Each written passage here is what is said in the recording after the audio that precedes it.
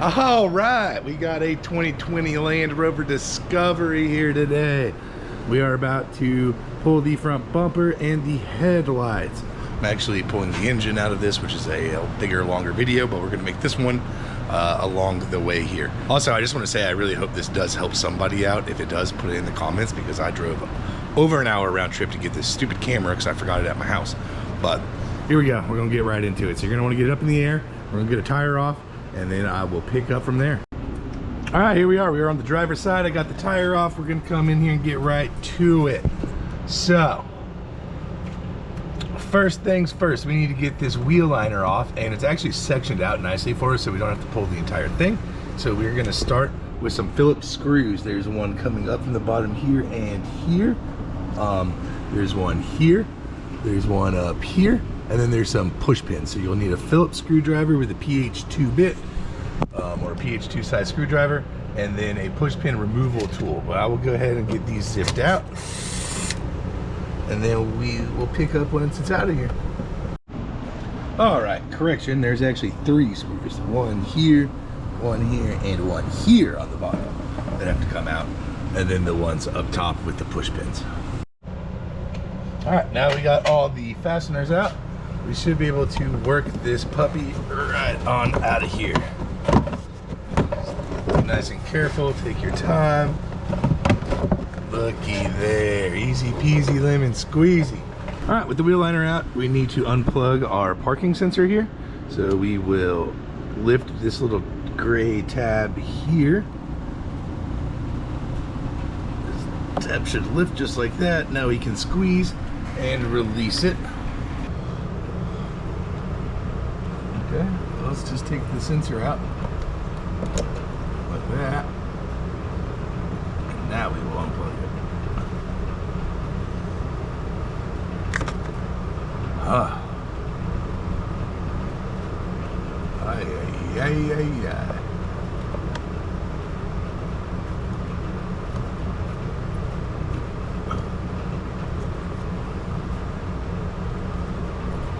So in case you're wondering, you just pull these little tabs back right there if you need to take yours out. And now we need to pull this wheel lip molding off right here. We don't have to pull it all the way off, we just need to pull it back. So we got this push pin, this clip, that push pin, and that clip we all need to release. I'm going to grab a pair of pliers and squeeze on this back side so that way we don't damage the clip as I pull it out. All right, so I'm gonna come in here with these channel locks and just gently kind of mush this clip in. Try and get it on all angles, there we go, while applying some outward pressure. Now we will do the same thing for this top clip. Okay. This is stupid.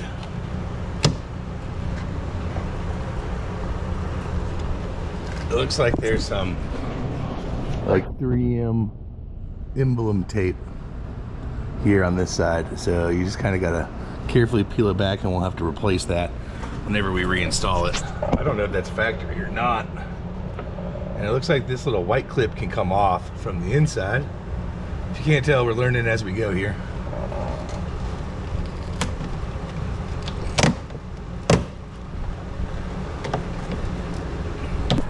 All we're trying to do is free it up to this bumper seam right here, because this is coming off of the front. On the bottom side here, we got a 10 mil, a 10 mil, and a third 10 mil way up in there. We need to zap those puppies out, and then we should be able to pull the front of this bumper free. So let's get those out, and then we'll see what it looks like. All right, so I got all 3 10 mils out. I used a 1/4 inch drive with a swivel and a short 10 millimeter to get to these back two. But now it looks like we do need to unplug this plug here, whatever that goes to. Off by sliding this way. Oh, there it went. Haha! Yeah. All right, so with this unplugged, we need to release the push pin up there.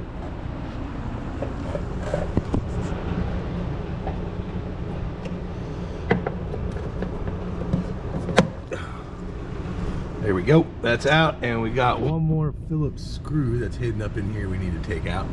So we'll shoot that one out. There we go. Just like that. Okay, and that should make the entire top side free here with that screw out. So now I'm gonna raise it up and we're gonna look on the bottom for fasteners down here. All right, here we are on the underside, and we got a handful of T30 Torxes we need to take out. We got one here, one here. There should be one there, but it's missing from a previous repair. That one's also missing. Huh, that's weird. Huh. I'm pretty sure this thing's only been to a dealership. Maybe not, he bought it used. But all right, let me get those two out that are in there, but it should be obviously 4. And then we should be able to start working this thing forward. So we'll bring it back down after that. And now we should be able to grab the bumper right here, and we're going to pull it down at this angle and out this way to try and unclip it from the bottom of this headlight here. So let's see how that gets.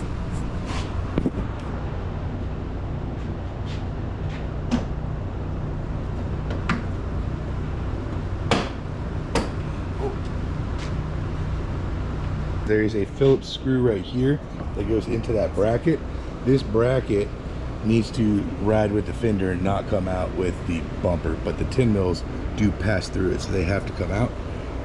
You just have to let it sit there and kind of float on the fender itself. But now it feels like something is holding it here in this area, so we're gonna have to figure out what to do there. There are also push pins I've already removed, but there's 1, 2, 3, 4 up top that connect to this grill assembly here.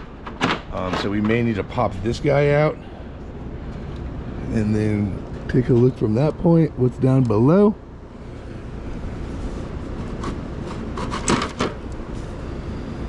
I've been looking up the repair guide and see how you're supposed to do this. This grill can be removed as is. So you take out these 4 push pins.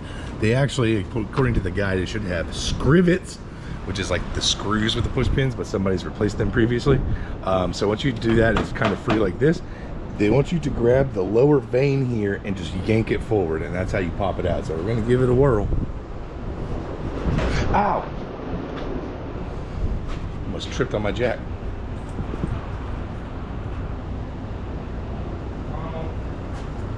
I like this. There it went. Just like that. Ha-ha! Wow, that worked way better than I thought it was going to. Now let's see what that opened up for us. Oh, look at there. We got more bolts holding it on up here. Yay! I think these look like 7 or 8 millimeters. Let me go grab that.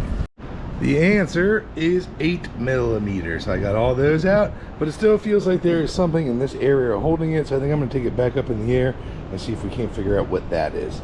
Well, I actually think it's just these little push pins here that I overlooked that are being a booger. So we'll turn those and drop them out. I think there's 4 of them. I think that may get us free, at least to the point that we're trying to get to. Just like that. Maybe now. If this can come forward? No. Why?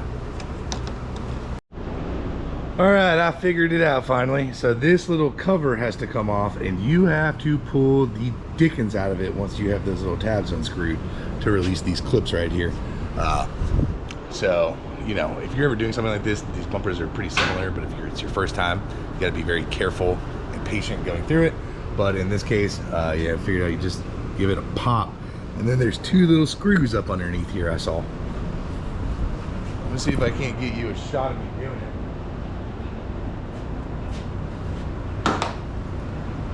Well, it sounded a lot easier once I got it going, I'm sure, but once that's off, there we go. We got 2 more 30 mils right there that got, or T30 Torxes that got to come out. All right, here we are. I got the passenger side all pulled apart. So we are to the final steps to getting this bumper removed, which is also getting to the headlight assemblies. So you're gonna wanna look down in here.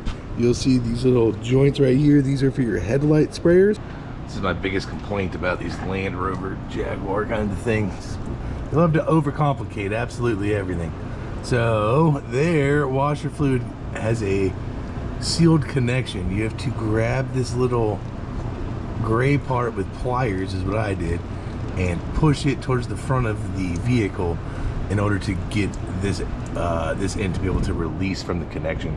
You can see it's just running out like crazy. But yeah, so now I gotta do the other line over there, but it took me quite a minute to figure that one out, so I'll try and get a shot of it for you. But basically I just came in here with these and wiggled it forward until it kind of clicked like that. So now you'll see how much space there is, how much gap.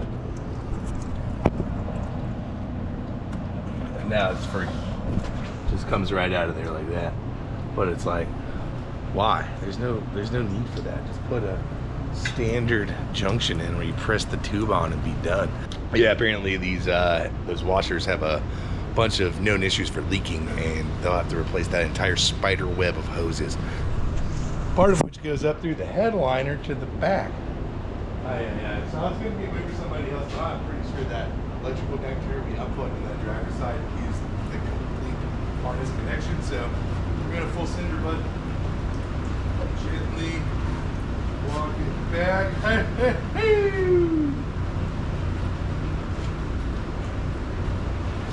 That's what I'm talking about.